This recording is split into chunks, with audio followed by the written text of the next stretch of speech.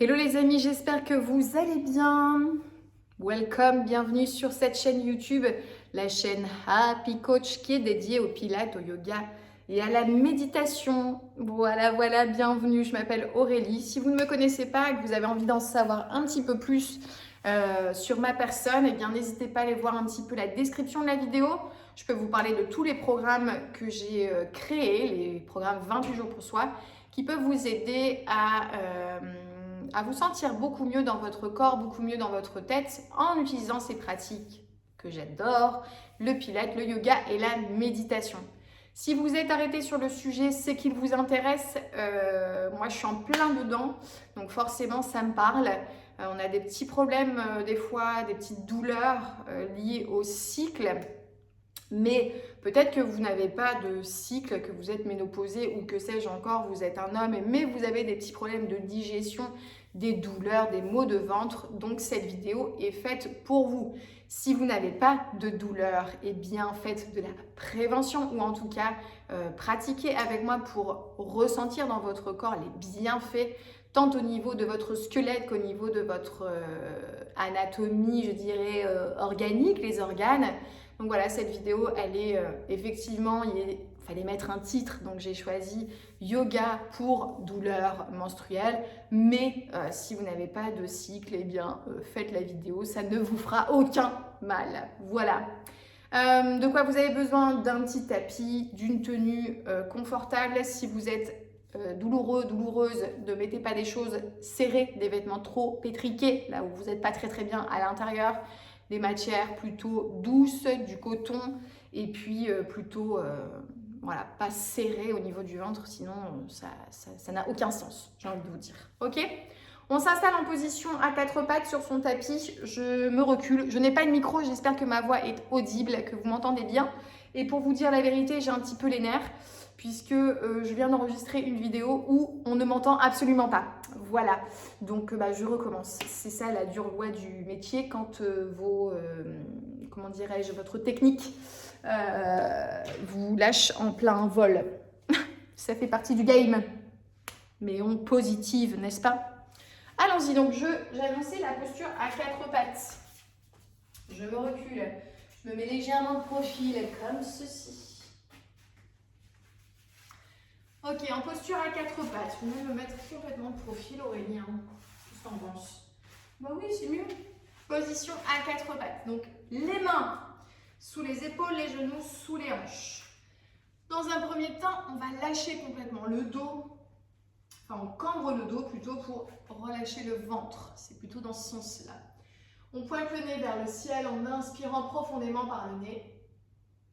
Et on expire par le nez pour arrondir le dos au maximum. On inspire, cambrez le dos, sortez la tête, pointez le nez vers le ciel.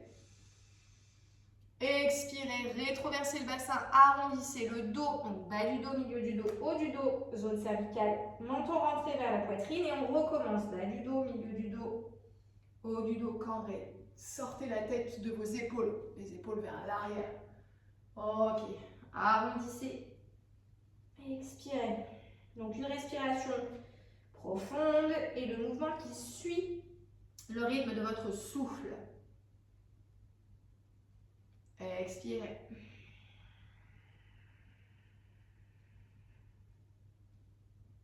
Inspirez. Et on peut faire ça quelques minutes. Apporter de la fluidité. Ensuite, dans le mouvement,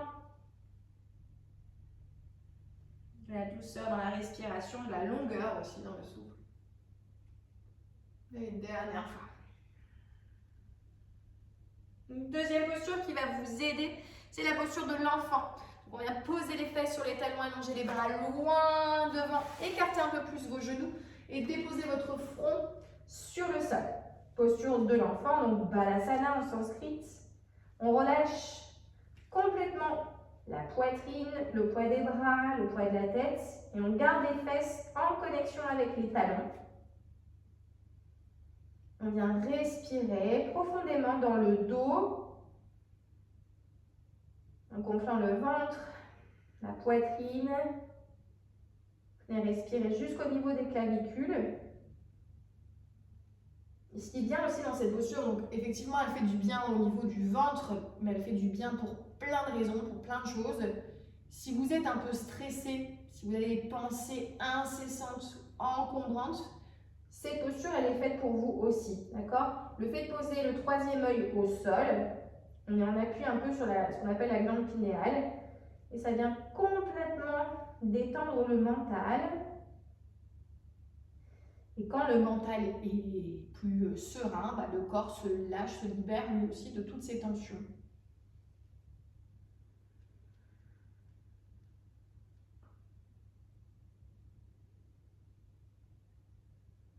Donc pareil, 3 minutes dans cette posture, c'est pas mal.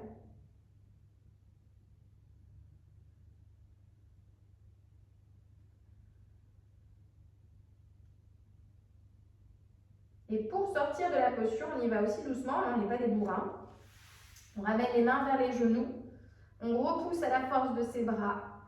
Hop, le buste se redresse. Tout doucement, vertèbre après vertèbre. Bien. Ça va? Donc déjà, on a vu deux postures, enfin, 3 postures, puisqu'il y a dos du chat, dos de la vache, plus le balasana. Déjà, si vous faites ça, ce sera déjà pas mal. Parce que j'ai envie de vous dire, des fois, on fait pas grand-chose pour soi. 2 postures, vous voyez, hop, ça peut vraiment vous aider à vous détendre. Ensuite, on peut aller un petit peu plus loin dans la posture du cobra. Posture du cobra, on se met à plat ventre sur son tapis. Donc, on est en appui sur le ventre. Ok, hop, je m'allonge tout doucement. La tête, pour l'instant, sur le côté. Vous voyez, mes mains sont restées au niveau de la poitrine. Les coudes serrés vers les côtes, serrés vers l'intérieur et vers le ciel. Dans la posture du cobra, les jambes sont serrées pour former un peu comme la queue du cobra. Ok, on ramène le front de nouveau sur le sol. Donc, l'avant des épaules n'est pas relâché sur la terre. On prend un appui léger sur les mains, juste sur les doigts. Et on soulève le haut du corps. Ok, et on maintient. Bhujangasana, la posture du cobra. Pour aller un petit peu plus loin, si vous souhaitez, vous ouvrez un tout petit peu plus les jambes. Vous faites un petit pas avec vos 2 mains en avant, un peu plus proche du visage, j'ai envie de dire. Et on soulève un peu plus le haut du corps. Les épaules basses. On peut venir aussi dans la posture du sphinx. Voilà, regardez à l'avant. Donc la posture du sphinx, c'est sur les avant-bras. Les coudes serrés à la largeur de vos épaules à peu près. Bras parallèles. Vous voyez, on n'est pas comme ça, écrasé, on se redresse. Bien. Donc je répète, on démarre sur un cobra, jambes serrées. On voit comment ça se passe. Si ça va, on ouvre un peu les jambes, on met les mains un petit peu plus en avant. On soulève un petit peu le haut du corps pour venir peut-être se placer dans la posture du sphinx. Donc ça étire le ventre. Parce que souvent, qu'est-ce qu'on fait quand on a mal au ventre? Quand on a mal tout simplement. Le corps, il a un réflexe très naturel de flexion. Relâchez. Redressez. Pour vous redresser, on y va doucement. Hop, on prend appui sur les mains et on soulève le haut du corps. Donc, je disais, je viens face à vous, qu'est-ce que fait le corps quand on est en douleur, en souffrance, que ce soit une souffrance physique ou une souffrance morale? Ben, on se recroqueville. On vient dans la posture fétale pour retrouver un peu de sécurité. Donc, ce qu'il faut, c'est ouvrir le corps pour faire circuler l'énergie, faire circuler le souffle, et donc faire circuler ce qu'on appelle en yoga le prana, l'énergie vitale. Donc, cette posture du cobra, elle permet l'extension au niveau du buste pour faire circuler l'énergie dans le haut du corps et principalement dans la zone du ventre, là où vous êtes un peu en souffrance. Voilà le pourquoi du comment. Ensuite, on continue sa petite séance. Même si c'est un peu décousu, le fait d'avoir ces petits tips et ces petites connaissances théoriques, anatomiques, ben, je trouve que c'est intéressant. Et du coup, on comprend mieux le pourquoi du comment, comme je le disais tout à l'heure. Venez vous allonger sur le dos. Alors, j'ai fait le mouvement rapide. On s'allonge sur le dos, d'accord? On décolle pied droit et pied gauche du sol pour ramener les cuisses vers le buste. On allonge bien la zone cervicale, parce que des fois on est comme ça. Ok, on n'est pas bien, on est comme ça. Donc on peut mettre un petit coussin sous sa tête aussi. Et on vient tourner ici. Genou loin, genou à droite, genou vers la poitrine, genou à gauche. On fait des petits mouvements circulaires, de l'automassage, dans un sens, dans l'autre. Les yeux fermés, visage détendu, respiration fluide. Tout ça, tout ça. On peut comprimer un petit peu le ventre, enfin les cuisses sur l'abdomen. Et ensuite, on ouvre, on éloigne, on inspire. Bien. Jambe droite développée vers le plafond, jambe gauche développée vers le plafond, les jambes sont fléchies. On ouvre les genoux à l'extérieur. Vous voyez, hop, on ouvre les genoux à l'extérieur, les talons vers l'intérieur. La main sur la paume de pied, la plante de pied. Main droite, main gauche. Et ensuite, c'est comme on laisse faire le poids des bras sur les jambes, comme si on voulait poser les genoux sur le tapis, sur le sol. D'accord? Et on reste. Donc, on laisse faire le poids des bras sur les jambes pour laisser les hanches s'ouvrir. Donc là, on va être dans une belle ouverture au niveau de cette zone, n'est-ce pas? Donc, heureusement que nous sommes habillés. Mais ça fait du bien, ça relâche tous les muscles. Et on bascule. Et ça aussi, c'est bon pour le dos. Parce que souvent, quand on a les règles douloureuses, ça fait mal jusque dans le bas du dos, dans les reins. On fait aïe aïe aïe, ça fait mal. Donc un petit automassage. Pour ça, des fois, on met des bouillottes dans le dos même. Dans le bas, au niveau du bas-ventre et dans le dos. C'est pas pour rien. Hein. Pour sortir de la posture, donc pareil, on reste 2-3 minutes. Pour sortir de la posture, on descend les talons. On met les mains à l'extérieur des genoux et on resserre les jambes. Tout doucement. Pose les pieds par terre, jambe droite, jambe gauche. On peut faire des petits mouvements latéraux, genou droit, genou à droite, genou à gauche. Et on s'installe ensuite dans une position de détente complète qu'on appelle le Shavasana final. En prenant conscience de la respiration ventrale. Donc on met les mains sur le ventre. En inspirant, je me redresse, reste dans cette posture. En inspirant, on se concentre vraiment sur le gonflement au niveau de l'abdomen, au niveau du ventre. Vous inspirez, le ventre se gonfle. Vous expirez, le ventre se dégonfle. On fait ça plusieurs fois. On inspire, le ventre se gonfle comme un ballon, sans trop exagérer, pas pour faire éclater le ballon. Et on expire, on inspire par le nez. Voilà, tout va bien. Vous avez besoin vraiment de vous détendre mentalement, c'est ce que je disais tout à l'heure.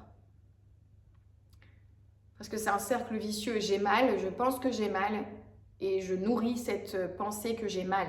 J'ai mal, j'ai mal, j'ai mal. Inspirez, donc faire monter l'oxygène dans le cerveau pour créer de l'espace dans vos pensées. La pensée qui va créer de l'espace dans le corps. Tout est relié. Donc travailler le souffle aussi. Ça peut être une très bonne solution pour toutes les douleurs de toute façon. Donc faites toutes les postures qu'on a travaillées aujourd'hui. Donc je répète, dos du chat, dos de la vache sur une belle respiration qui est associée au mouvement. Ensuite la posture Balasana. Ensuite le cobra ou le sphinx. Position dorsale, ensuite pression des jambes contre l'abdomen avec rotation. Et terminé par le bébé plus bébé heureux avec bascule et un petit Shavasana final. Vous faites ça 10 minutes. 10 minutes, un quart d'heure. Tranquillement, petite musique douce, petite ambiance. Et ce sera beaucoup moins douloureux. Prenez le temps de revenir à votre environnement, là où vous êtes. Et de vous asseoir tout doucement, de revenir face à moi. C'est le temps pour moi de vous saluer, messieurs, dames, de vous remercier pour votre présence, même si c'est court. C'est toujours un réel plaisir de vous donner des petites astuces, des petits tips comme on les appelle, pour vous sentir mieux, parce qu'il y a plein de choses dans le quotidien qui parfois nous embêtent et on n'a pas toujours les solutions. Et ben nous, voilà, c'est notre travail, on les a. Tout ne fonctionnera pas immédiatement et en un claquement de doigts par magie. Il y a vraiment il y a plein de choses à travailler, hein. Il y a, comme je le disais, le souffle par certains exercices. Il y a aussi j'ai envie de dire la maîtrise des pensées, mais c'est pas le terme employé. C'est en tout cas vous mettre à la méditation. C'est quelque chose qui peut énormément vous aider, énormément, sur plein de plans sentimental, professionnel, familial, personnel, bien entendu. Donc voilà, travailler, travailler. C'est même pas un travail, on l'appelle travail parce que ça doit être une habitude, mais prenez plaisir, j'ai envie de dire, à méditer. Je vous donne quelques conseils aussi sur cette chaîne YouTube. Je vous accompagne dans des exercices de méditation. Vous avez donc le Pilates qui associe le corps au mental et le yoga, bien évidemment. Voilà. Lisez description dans la vidéo de tous les programmes qui peuvent vous accompagner. Je suis là, je suis présente aussi sur les réseaux sociaux, sur Instagram et sur Facebook. D'ailleurs, je vous ai fait un petit reel de toutes ces postures pour le cycle menstruel, mais pour les douleurs du ventre, les maux de ventre. Et puis, rendez-vous la semaine prochaine pour une nouvelle vidéo. J'espère que mon micro fonctionnera et que ma voix sera plus douce et plus audible, plus agréable. Voilà, prenez soin de vous. Rendez-vous la semaine prochaine. Je vous embrasse. Bye bye.